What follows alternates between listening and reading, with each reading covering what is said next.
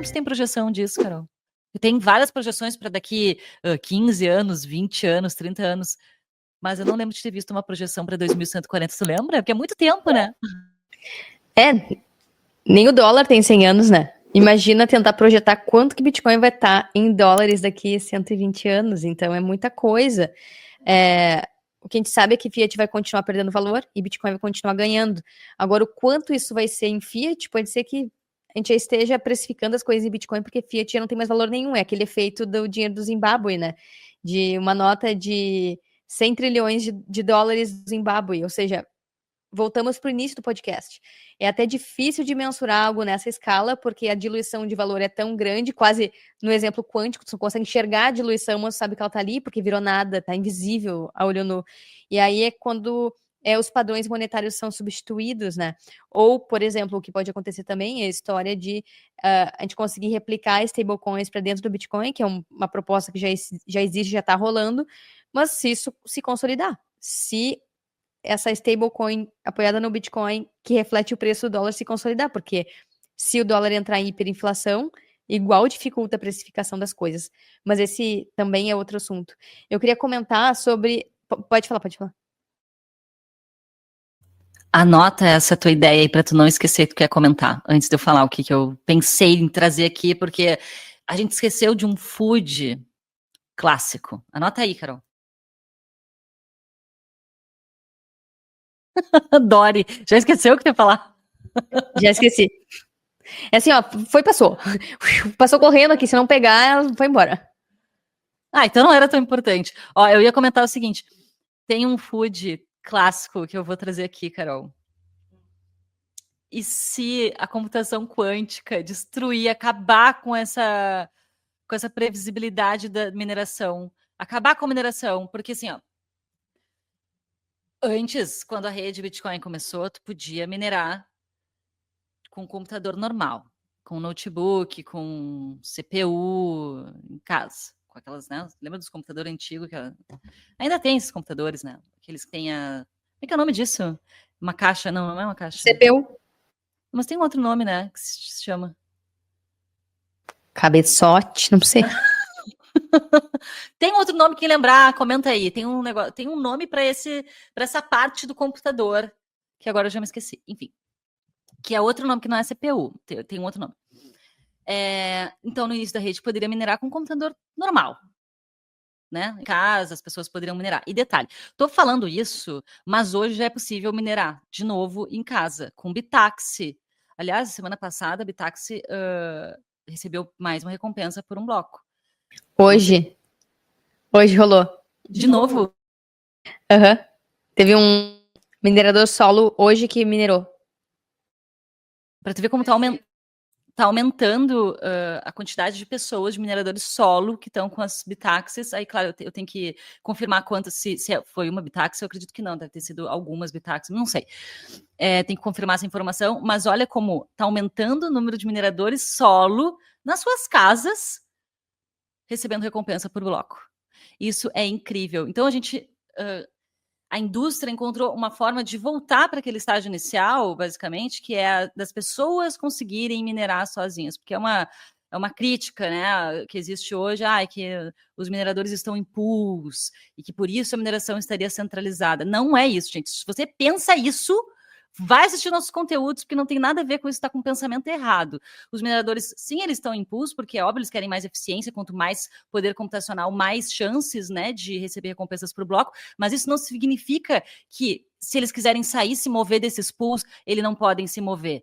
E não significa que uma pessoa não pode minerar solo. Olha aí, acabamos de trazer o exemplo. As bitaxis trouxeram de volta essa possibilidade. Então não vem com esse papo de mineração centralizada nesses pools, porque não é bem assim. Então, mas no início da rede dava para minerar com computadores simples de casa, né? Depois se criaram as máquinas ASICs, que eram muito mais potentes, né? Tinha muito mais poder computacional para ficar ali encontrando nons, né? Buscando esse nonce, né? Ficar processando até encontrar o nonce, certo, Carol? Perfeito, beleza. Só para confirmar aqui se está tudo certinho. E aí rola o seguinte pensamento depois disso. Tá, e depois das máquinas ASICs, né?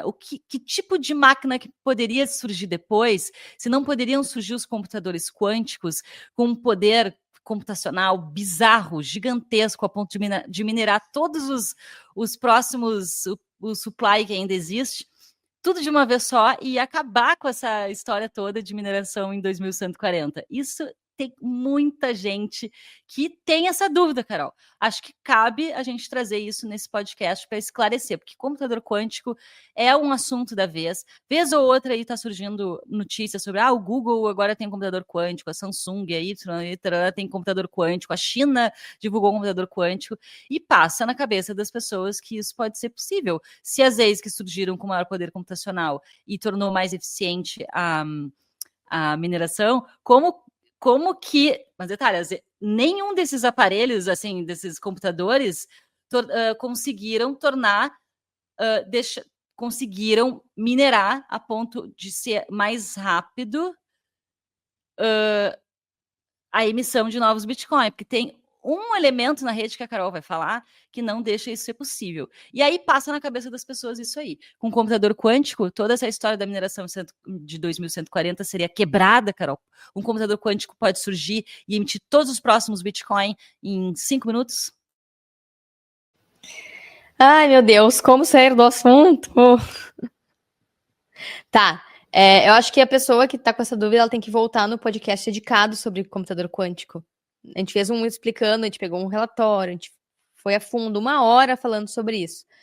Mas, em resumo, o computador quântico ele é uma ameaça relativa para o Bitcoin, não uma ameaça absoluta. Por quê?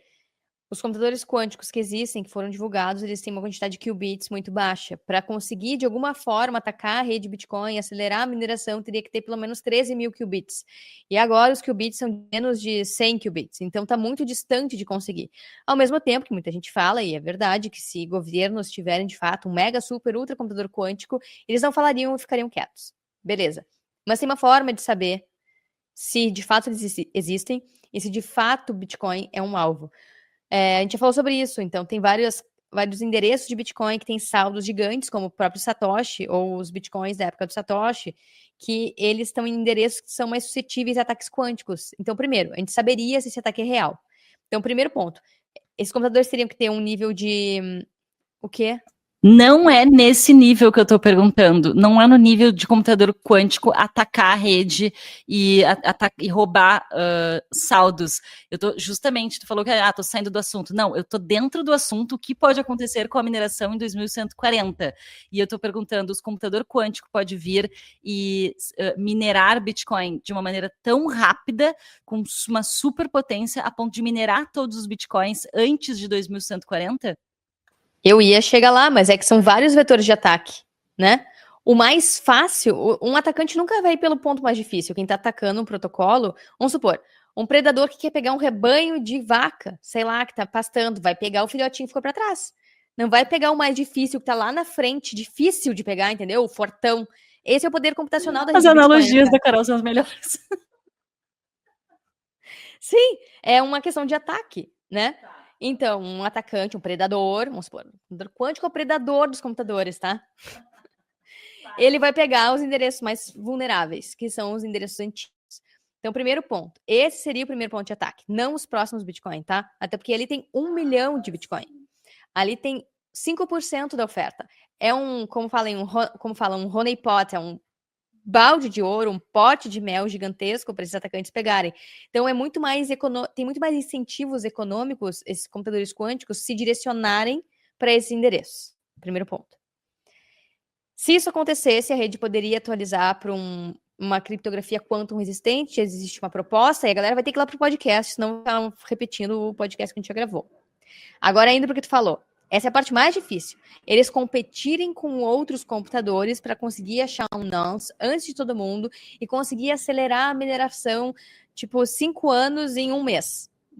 Exemplo. E aí, 5 anos em 1 mês vai dar um monte de Bitcoin, né? Minera todos os Bitcoin daquele ciclo. Meu Deus, olha só que pavor. Não teria como fazer isso.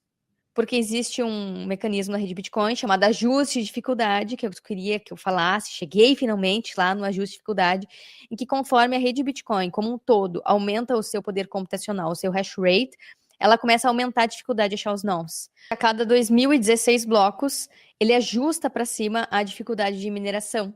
Ou seja, vamos supor, chegou o computador quântico, ele monopolizou todos os blocos dos últimos 2016 blocos. A rede vai aumentar o máximo que dá, e por ajuste é 25%.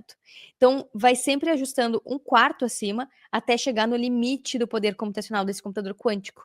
Então, é muito difícil que um computador quântico seja tantas vezes potente a ponto de monopolizar todos os blocos de um período longo de tempo, de um ciclo inteiro, por exemplo. E mesmo se isso acontecesse, se surgisse um computador quântico para minerar a rede Bitcoin e tentar acelerar esse processo, a maior parte dos Bitcoins já foram minerados. 95% já foi minerado. Então, o pote de ouro não está nos próximos, está nos que já foram minerados, nesses endereços antigos, entende? E tá aí um dos motivos do porquê que eu acho que, engenhosamente, Satoshi desenhou a rede Bitcoin para que a maior parte dos Bitcoin fossem gerados nos primeiros anos de vida da rede. São anos de vida em que o poder computacional do mundo não chegou no nível do computador quântico, em que é possível as pessoas comuns minerarem Bitcoin, dos seus computadores, e conforme a tecnologia fosse aumentando, não permitiria esse monopólio por parte de grandes players que teriam tecnologia para fazer um computador quântico. E quando eu penso por esse aspecto, que é um palpite meu, nunca vi ninguém falar isso também, eu penso, nossa, parece mesmo que Bitcoin surgiu de alguém que veio do futuro, né? Alguém que viu que ia dar merda nas moedas fiat, alguém que sabia que ia surgir um computador quântico e que posicionou assim Bitcoin certinho na linha do tempo da história pós-subprime, no momento em que as pessoas mais precisariam do Bitcoin, porque é bizarro a sequência de eventos e também como tá tudo pensado de forma bem inteligente, elegante, simples, e quando a gente olha em retrospecto que a gente consegue ver todos esses fundamentos. Mas respondendo a tua pergunta, Cacá, mesmo que surja o computador quântico, ele não focaria nos próximos blocos, focaria nos do passado, e mesmo que conseguisse chegar em alguma questão de poder computacional, não conseguiria monopolizar a rede poderia atualizar por uma criptografia quantum resistente, a ponto de fazer um fork e ser esse computador quântico ele não fazer mais diferença para a rede, daqui a pouco até as pessoas conseguem ter computadores quânticos e minerar os seus próprios Bitcoin, e eu dei uma volta gigantesca. Não sei se ficou claro o que tu tem para comentar sobre isso. Não, adorei, fez todo sentido realmente quando tu falou que faz muito mais sentido, é muito mais economicamente interessante um ataque nos endereços antigos que já estão cheios de Bitcoin do que atacar os Bitcoins, o supply que tem para frente. Faz sentido isso mesmo. Carol, eu sei que na tua frente tu tem uma Bitaxi. Vamos mostrar para a galera o que é uma Bitaxi. Vamos, peraí. Quero comentar com vocês, se você não entendeu o que a gente falou aqui sobre ajuste de dificuldade, esse é um mecanismo extremamente importante na rede Bitcoin. No Starter a gente tem aula específica sobre isso. Olha, no detalhe sobre mineração, aula assim, explicando exatamente como funciona a mineração. Se você não consegue entender, mas como assim Bitcoin surge do nada, a partir de códigos, que máquinas são essas, que história é essa de ajuste de dificuldade, que é mempool? Bitcoin Starter para você. Tem todo o funcionamento do Bitcoin, inclusive aula específica sobre mineração, sobre ajuste de dificuldade, para você entender essa linguagem, né? O que a gente está falando, porque o Bitcoin tem uma linguagem específica, tem vários termos, vários mecanismos, como ele funciona, Proof of Work, o halving, as recompensas que são recebidas pelos mineradores, tudo isso, inclusive esses gráficos que a Carol mostrou aqui antes, mais cedo aqui no podcast, tem também na aula, a gente explica lá especificamente esses gráficos para você entender todo o funcionamento do Bitcoin. Carol, mostra aí a Bitax, como é que é. Esses são as novas mineradoras para quem quer minerar solo em casa. Olha o tamanho disso. É muito pequenininho, gente. Só aí tu liga na tomada e deixa ligado. É muito legal. Infelizmente, não tem para vender no Brasil, viu, pessoal? Só fora. Se você for para a Europa, se você for para os Estados Unidos, já se liga de você encomendar, demora às vezes para chegar. O ano passado a gente foi para os Estados Unidos e encomendou, era do Canadá, e não chegou a tempo, no fim das contas. Mas ainda bem que a gente ganhou, né, essas Bitaxis no evento que a gente estava, porque senão a gente não ia conseguir receber de volta. A gente ganhou da Human Rights Foundation no evento que a gente estava lá.